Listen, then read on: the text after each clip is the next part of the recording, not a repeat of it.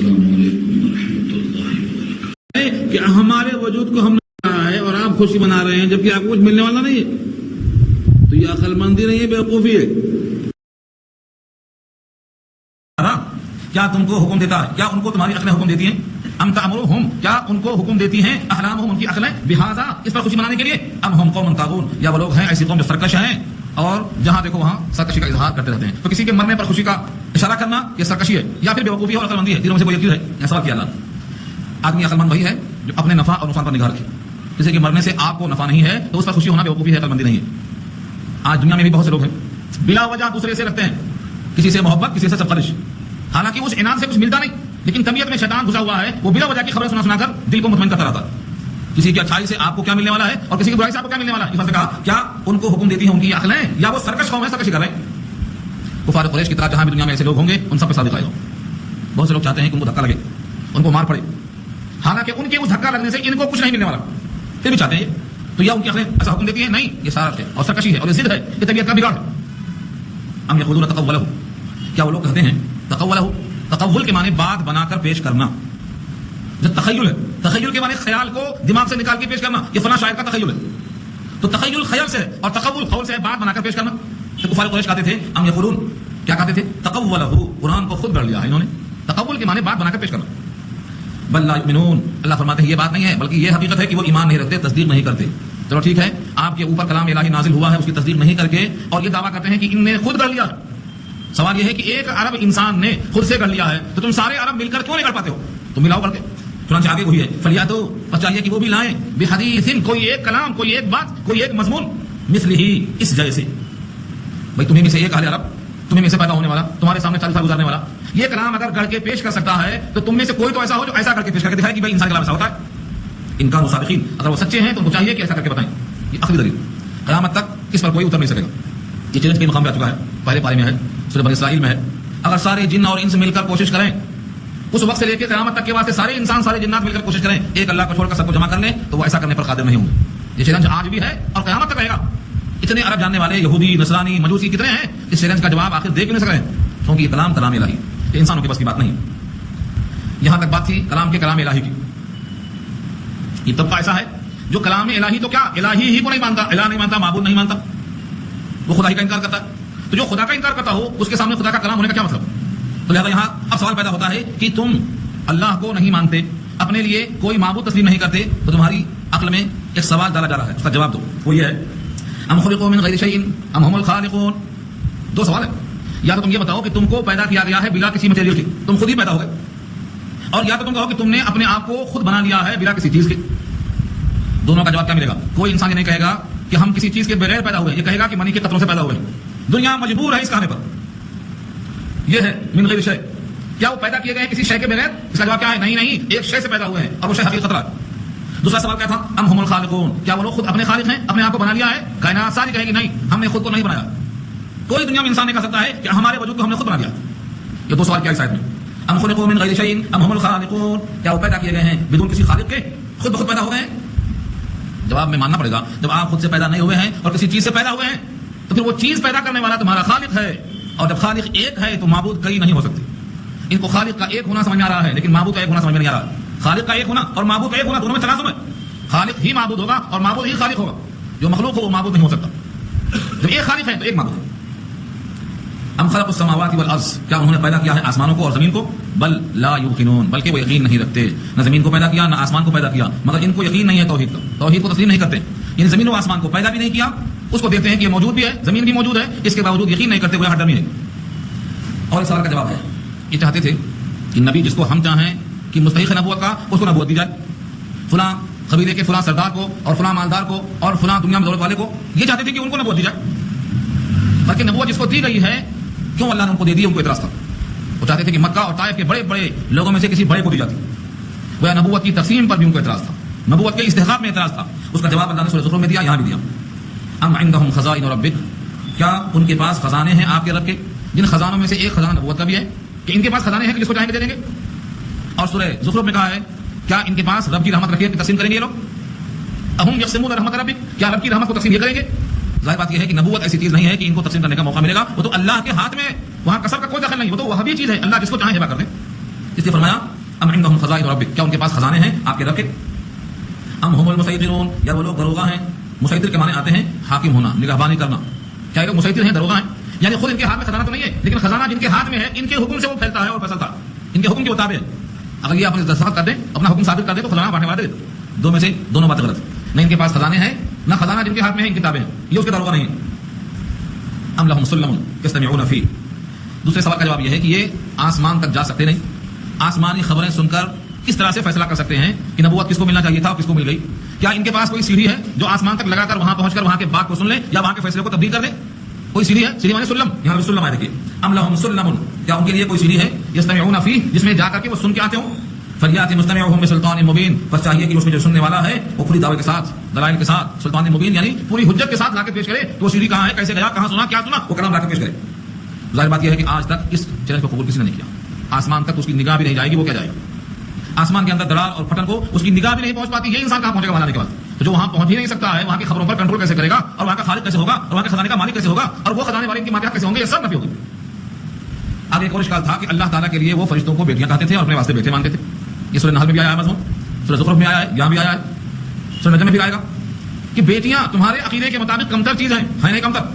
اللہ نے خود کہا، اور ایسا ذکر الانثى مریم کے بارے میں کہا ہے کہ یہ مؤنث پیدا ہوئی ہے، اس مؤنث کی طرح مذکر نہیں ہوتے، قابل فخر بچی ہے. سورہ شورى کے آخر میں کہا کہ مذکر اور مؤنث دونوں اللہ کی تخلیق ہیں، جس کو چاہتے ہیں جو چاہتے دیتے ہیں، کسی کو مذکر کسی کو مؤنث. لیکن اگر کسی کے بدن سے پہلے لڑکی پیدا ہوتی ہے تو مبارک ہے، اللہ نے اپنے نبی کو بھی پہلے بیٹی عطا فرمائی، اس لیے بابرکت ہے وہ بدن جس سے پیٹ میں لڑکی پیدا ہو. اور فرمایا کہ تم اللہ تعالیٰ کے لیے بیٹیاں تجویز کرتے ہو اور اپنے لیے بیٹوں کو تجویز کرتے ہو، جبکہ بیٹیاں تمہاری نگاہ میں کمتر ہیں اور بیٹوں کی حیثیت بڑھتر ہے. تو کیا خالق نے اپنے واسطے کمتر چیز کو چن لیا ہے؟ یہ تمہاری تقسیم بڑی بھونڈی ہے. یہ بات کس سورہ میں آئے گی؟ ام لہ البنات ولکم البنون، کیا ان کے لیے بیٹیاں ہیں یعنی اللہ کے لیے، ولکم البنون اور تمہارے واسطے بیٹے ہیں؟ یہ بھی نہیں ہے، یہ بھی غلط. ام تسألہم اجرا، یا اے نبی آپ ان سے کچھ محنتانہ مانگتے ہیں. ام تسألہم اجرا، اجر کے معنی اجرت، محنتانہ، اللہ کا پیغام پہنچانے پر کوئی اجرت طلب کرتے ہیں. جس طرح سورہ مومنون میں آیا ہے ام تسألہم خرجا، خراج تسلیم کرنا، ٹیکس وصول کرنا، آپ ان سے کچھ اجر مانگتے ہیں کیا؟ فہم من مغرم مثقلون، کہ وہ اسی تاوان میں گرا معلوم ہوتا ہے، اسی تاوان میں بوجھل ہے. فہم من مغرم، مغرم کے معنی مقروض، غریم جو قرض میں ڈوبا ہو، اور مثقلون ثقل سے بنا ہے بوجھل. اگر آپ ان سے اس احکام کے پہنچانے پر کچھ اجر مانگتے ہیں اور یہ کہا جاتا کہ اس سے وہ مقروض ہیں اور اس سے وہ بوجھل ہیں، یہ بھی تو نہیں ہے کہ آپ ان سے کچھ مانگتے ہیں، یہ تو ان کی بھلائی پر خیر خواہی کا نتیجہ ہے کہ جو اللہ کا پیغام ان تک پہنچاتے ہیں، یہ بھی غلط. لہٰذا یہ بھی ان پر کوئی بار نہیں. ام عندهم الغیب، کیا ان کے پاس غیب ہے، غیب کی خبریں ہیں؟ فہم یکتبون، بس وہ لکھ لیا کرتے ہیں، یکتبون لکھتے رہتے ہیں. یہ بھی غلط ہے، ان کے پاس غیب کی خبریں ہی نہیں ہیں کہ وہ لکھتے رہیں.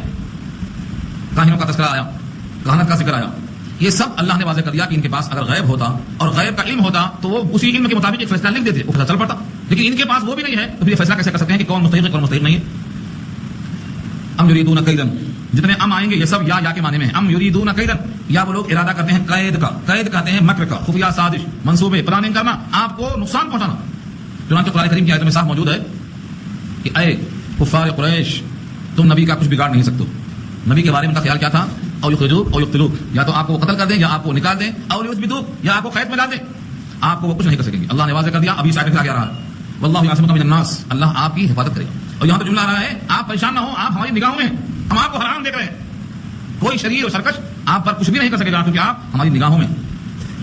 اس لیے ان کے پاس علم غیب نہیں ہے. اگر وہ قید کرتے ہیں تو سنو قید کا انجام کیا ہوگا؟ جو کنواں کھودتا ہے اسی کنویں میں وہ خود گرتا ہے. ام یریدون کیدا، یا وہ لوگ ارادہ کرتے ہیں قید کا. فالذین کفروا هم المکیدون، بس جنہوں نے کفر کیا ہے وہی اپنے قید میں گرفتار ہوں گے. مکیدون کے معنی جس کے خلاف قید کیا گیا ہو اور وہ اس کے اندر مبتلا ہو گیا. تو ان کافروں نے اگر نبی کے خلاف قید کیا ہے تو اس قید کا انجام وہی کافروں تک پہنچے گا. هم المکیدون، اس برائی میں گرفتار وہ خود ہوں گے، بچیں گے نہیں.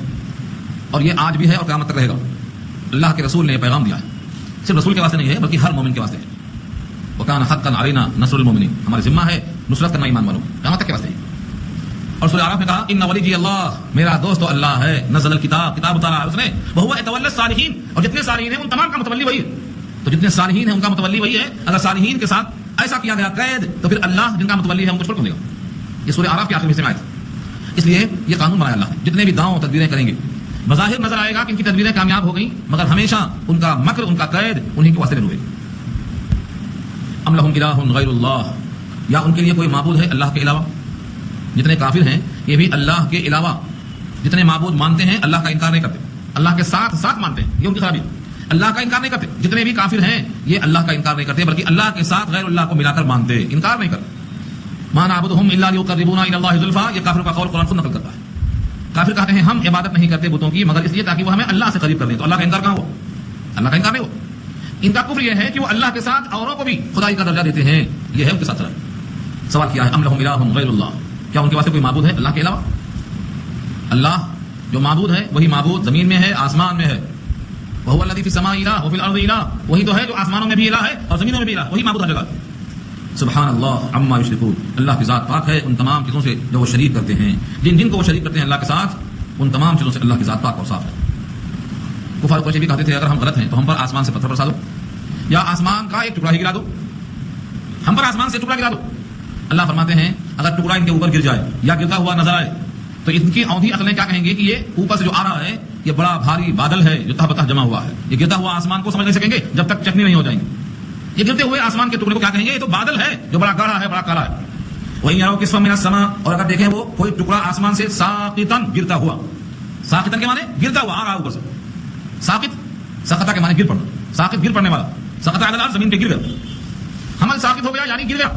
تو ساقط کا لفظ استعمال وہی یہاں ساقطن گرتا ہوا آسمان سے اگر ٹکڑا وہ دیکھ لیں یقولو تو کیا کہیں گے؟ سحاب بادل ہے مرقوم تہ بتہ جمع ہوا. ڈارک ہے نا اس واسطے کہیں گے تہ بتہ جمع ہوا بادل آ رہا.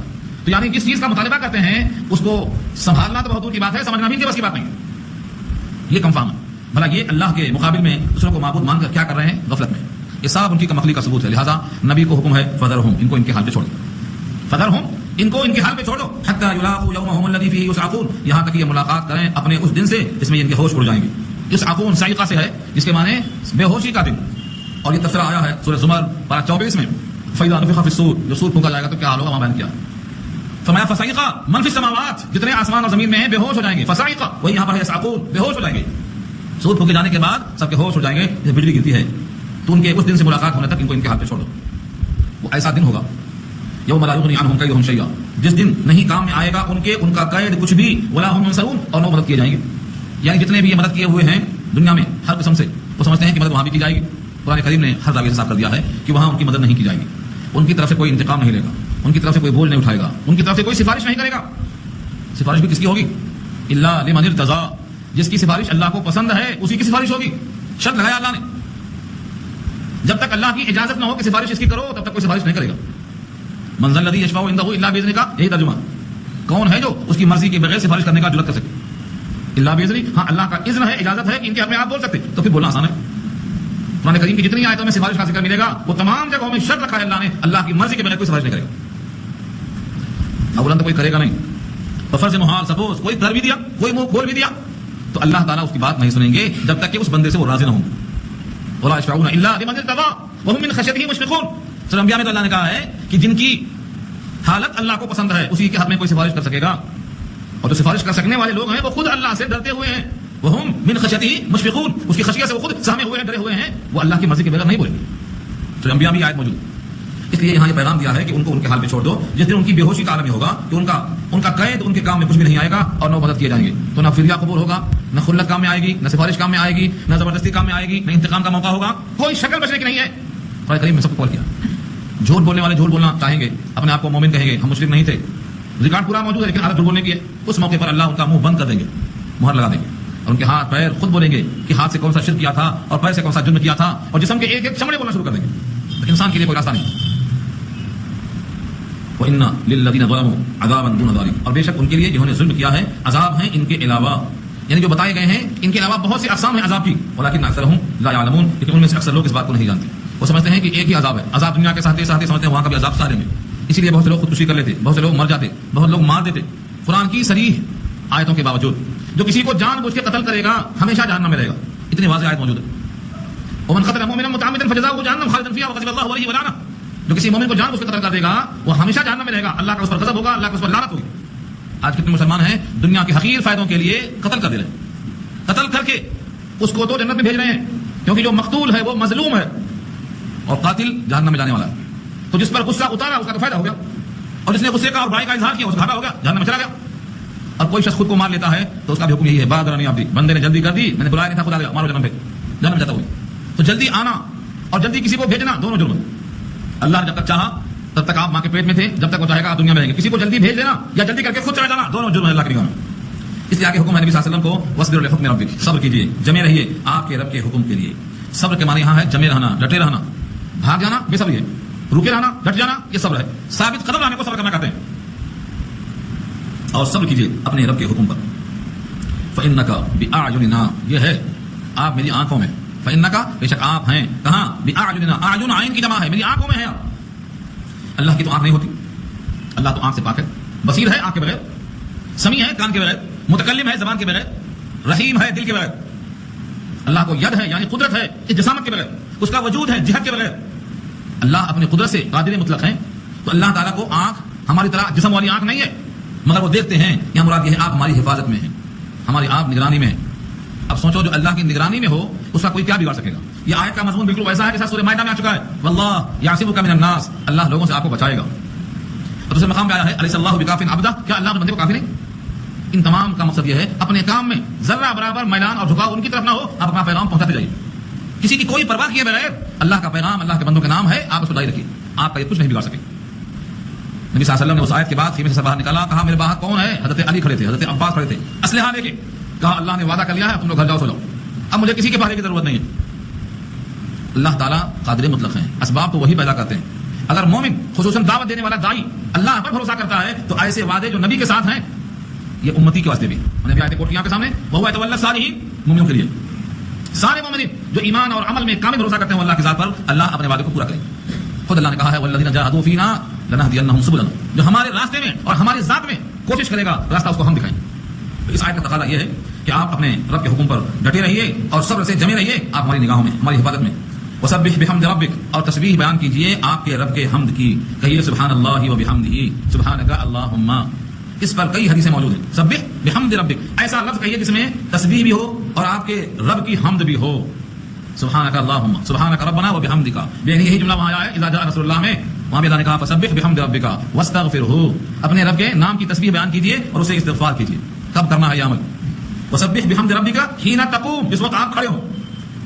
دو موقع آتا ہے جہاں آپ کھڑے ہوتے ہیں، اب یہ بیٹھے ہوئے ہیں کھڑے ہوں گے، یعنی مجلس میں بیٹھے ہوئے ہیں، باتیں کر رہے ہیں، گھروں میں ہیں یا مسجدوں میں ہیں، باتیں ختم ہو گئی اٹھیں گے، یہ بھی حین تقوم ہے۔ تو ختم مجلس پر یہ دعا پڑھنا ہے سبحانک اللہم و بحمدک اشہد ان لا الہ الا انت استغفرک و اتوب الیک۔ تنہا ہے تو ملا کے پڑھنا ہے، تو نون لگا دو، سب میں نون لگا دو، جمع کا صیغہ بنا دو۔